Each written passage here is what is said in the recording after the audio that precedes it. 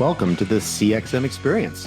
As always, I'm Grad Conn, CXO, Chief Experience Officer at Sprinklr, and we're continuing a discussion we started yesterday about mass one-to-one marketing. So we talked a little bit about where we're going. We talked a little bit about the history of communications and how we're evolving from one-to-one to now mass one-to-one, and spent a bit of time with Mark Pritchard talking about how they're reinventing marketing at Procter & Gamble. Truly one of the world's great companies ever. And that's not just because I work there. They really are an amazing place. I will say, the one thing I will say about P&G, and this is not a knock on P&G at all, but it's just an observation, is that for most people, P&G is their first job because P&G hires straight out of school and promotes from within. They were very dogmatic about that when I was there. I think they're probably still pretty dogmatic about it, although it's changed a little bit. But the promote from within philosophy created a very consistent culture and consistent language. Everyone knew what everyone was talking about. And getting in there right out of school allowed you to kind of carry an attitude of learning. And so it's a very strong learning culture because it's very academic in some ways, in a good way. The only problem being your first real job is that I just assumed that, all companies were like P&G. And then everybody operated this way. And then it was just kind of the way the world worked. And of course, it's only once you leave that you realize that you were in Oz and you can't get back. They don't give you any ruby slippers. But miss P&G every day, but have enjoyed my adventures since then. But I will say, really, really, really amazing place. So the kind of core to this mass one-to-one marketing platform and which we're all going to be building, right? So all of us are going to be having to figure out how we get mass one-to-one to happen. And the nuance, of course, is it's not going to be necessarily one-to-one. Sometimes I might do 8 million ad units. Sometimes I might do 20,000 ad units, but it is much, much more personalized than pure mass where I would do one ad unit or two. Think of that as a split run. Now I'm going to still be doing thousands, tens of thousands, probably hundreds of thousands, and every once in a while, potentially millions of creative units. And so the mass one-to-one system, it really needs three things, because if you're going to have a conversation with somebody, you need to know them. And you need to listen to them. That's like just normal human conversation, right? And so if you sit in front of someone who's not listening to you, it happens a lot these days, actually. If you're trying to have a conversation with someone who's on their phone, they're really not listening to you. And then they're not really going to respond to you in a way that's like legit. It's very frustrating and maybe a little bit angering. So you've got to think about yourself with your customers like you're sitting at dinner with someone who can't put their phone down, right? And so the three steps that I sort of got to outline on this one, I've got discover. This is the process of listening and hearing. But I use the word discover as opposed to listening. I know listening is kind of typically what the industry calls it, but I find that not everybody really understands what listening means. And I'm not sure listening is even necessarily quite the right word for it, because it really is about how do I discover what people are saying. So there's many places that people are saying it. We're going to come back to that in a minute. Then classify, which is take all the stuff I've discovered and make a classification out of it so I can do something with it. And then engage in some way. Solve a problem, amplify a fan, turn around someone who's bitter or angry. And I sort of like to talk about the discover phase as building the haystack. The classify stage is finding the needles in the haystack, and the engagement phase of, processing the hay. And I like hay as a metaphor because everybody likes hay. So unless there's like some anti-hay organization out there who will be angry about my hay analogy, I usually find I'm pretty safe with this one. So let's talk about discover. So there's 4.7 billion humans online right now. It's amazing, right? We have 5 billion cell phones out there. It's kind of amazing. 5 out of 7. 2 billion people left to bring online. And we're going to do it. Google's got a great project called the Next Billion. But, we're very close to having every human on the planet online. It's amazing, amazing time we live in. And it's incredible how quickly it's happened. Really, in 20 plus years, 25 years, it's pretty amazing.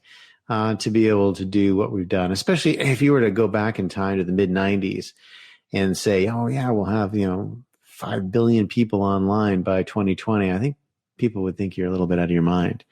Of those 4.7 billion humans, 4.1 billion are on social platforms of some kind.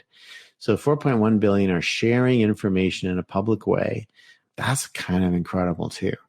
In social, we'll talk about forums, we'll talk about review sites. There's many different things, but there's a lot of different ways that people are sharing out there. And they're also doing a lot of texting. They're doing a lot of messaging. The messaging platforms in total are moving about 65 billion messages a day between humans on the planet. We're a busy, busy species. Perspective from space, if there really are aliens and they really are watching us, they must be fascinated. They must be, I don't know what they're thinking, but first of all, we obviously are extremely social animals, which is our power, our ability to organize and get together. That's what makes humans powerful. It makes us a very unique animal that way. But also they just must think we're hilarious, all the things that we talk about. So now let's talk about where we all are. So there are 25 different social platforms, TikTok being one of the newest ones, Clubhouse being a new one. I actually make it 26. There are 11 messaging platforms, WhatsApp and WeChat, things like that. There are 500 million blogs. Mine, CopernicanShift.com, is one of those 500 million. There are 50,000 review and news sites, a lot. 110,000 forums, Reddit being, I think, suddenly in the news a little bit more with Wall Street Bets. But Reddit's been around and been very important for many of our customers for a really long time. So ignore forums at your peril. There are 1,500 broadcast channels, TV and radio. And there are about 5,000 print sources, newspaper, magazine. Those are kind of the major sort of platforms that are out there. Those are the digital, all that's digitized now and available in digital form. As you might have guessed, Sprinklr pulls all of that in. Sprinklr is actually accessing more than 400 million different data sources, can compile a very, very large haystack. I like to tell people Sprinklr is the world's best haystack maker, and we're the world's best needle finder. So we make that haystack large, and we can get anything we want out of it. So what happens to all that stuff? So we keep a real-time database of that. So the CXM database for Sprinklr has got more than 1 billion records being ingested every day. There are 15 billion automation runs every day. There's real-time reporting available on 600 billion records. And there's real-time alerting on 1 billion different time series. The scope of what's been created at Sprinklr from a platform standpoint is really quite astounding. The team led by Pavitar Singh, who's our CTO, has built probably the most sophisticated AI platform in the world because our data set is so large. Our training set is incredible. So algorithms are algorithms in AI, but your training set is where you really make the difference.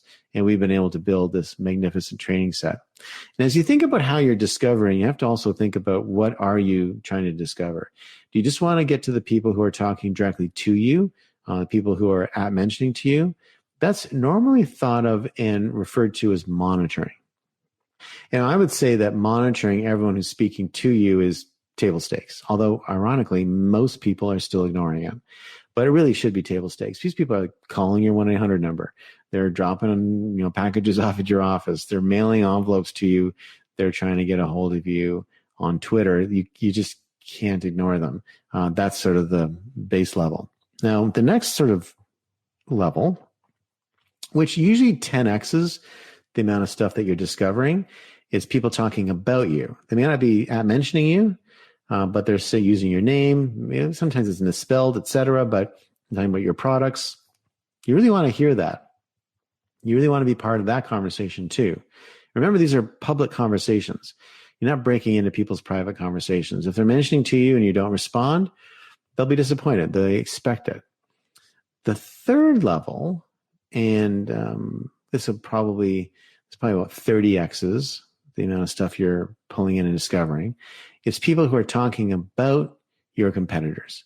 And this is where you can get a lot of insight on pricing, on products, a lot of insight on competitor motions, on competitor advertising, on competitor promotion strategies, and competitor direct marketing strategies. Very hard to find it otherwise. So again, really recommend you do that. But where it really gets interesting is the fourth level. And there are only 4, by the way. The fourth level is when people are talking about your brand category. If you're, say, a shoe manufacturer, people talking about golf, you sell them golf shoes. People talking about volleyball, sell them volleyball shoes. People talking about beach volleyball, they don't wear shoes. But you find the thing that's relevant. And the financial services industry, I think, is one of the most interesting ones, because a lot of these public signals that people send off, I'm getting married, I've had a baby, I bought a new car, I bought a new house, or I'm thinking about these things. Those are key financial signals as well. So leveraging those in the financial services sector, insurance, banking, et cetera, would be an amazingly disruptive marketing motion. And I'm not really seeing enough financial institutions go after this yet. The ones that do are going to reap the benefits. So 4 levels: people talking to the brand, 10x that, people talking about the brand, 30x that, people talking about your competitors, 100x that, people talking about the category. And that is discovery. Basically, the only way to think about discovery in my mind is you got to listen to everything that everyone is saying about you everywhere. Thanks for listening to me today for the CXM Experience. I'm Grad Conn, and I'll talk to you next time.